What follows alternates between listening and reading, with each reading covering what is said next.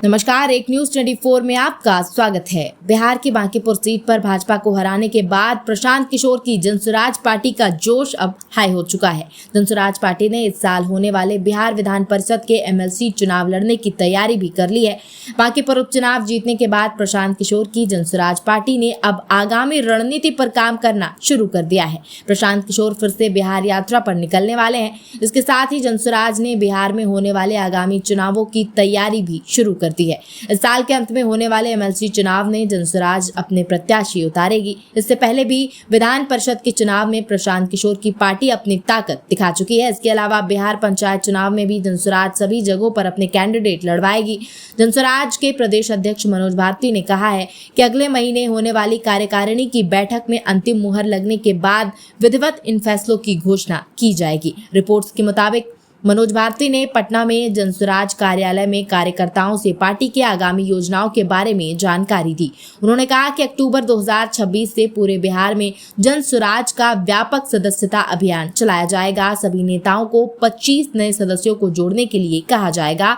ये अभियान 3 महीने तक चलेगा। उन्होंने कहा कि प्रशांत किशोर ने पिछले साल बिहार विधानसभा चुनाव से पहले पदयात्रा निकालकर कई जिलों का दौरा किया था। अब आगामी सितंबर महीने से वो फिर से बिहार यात्रा पर निकलने वाले हैं। बताया जा रहा है कि इस दौरान वो गांव और कस्बों का दौरा करने वाले हैं।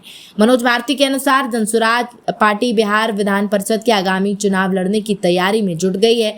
जनसुराज की कार्यकारिणी की आगामी दिनों में बैठक प्रस्तावित हो चुकी है, जिसमें इस पर अंतिम मुहर लगाई जाएगी। आपको बता दें कि बिहार विधान परिषद की शिक्षक एवं स्नातक कोटे की 8 सीटों का कार्यकाल नवंबर 2026 में समाप्त हो रहा है। इनमें 4 स्नातक और 4 एमएलसी सीटें प्रस्तावित हुई हैं।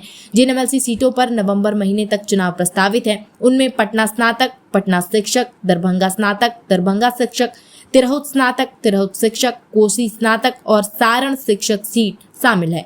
इनमें से 3 पर एनडीए, 2 पर महागठबंधन और 3 सीटों पर निर्दलीय एमएलसी सीटें हैं। प्रशांत किशोर की जनसुराज पार्टी एमएलसी चुनाव में पहले भी अपना दमखम दिखा चुकी है। साल 2023 में हुए उपचुनाव के दौरान सारण शिक्षक सीट पर जनसुराज समर्थित उम्मीदवार आफाक अहमद की जीत हुई थी। कद्दावर वामपंथी शिक्षक नेता केदार पांडे के निधन से ये सीट खाली हुई थी।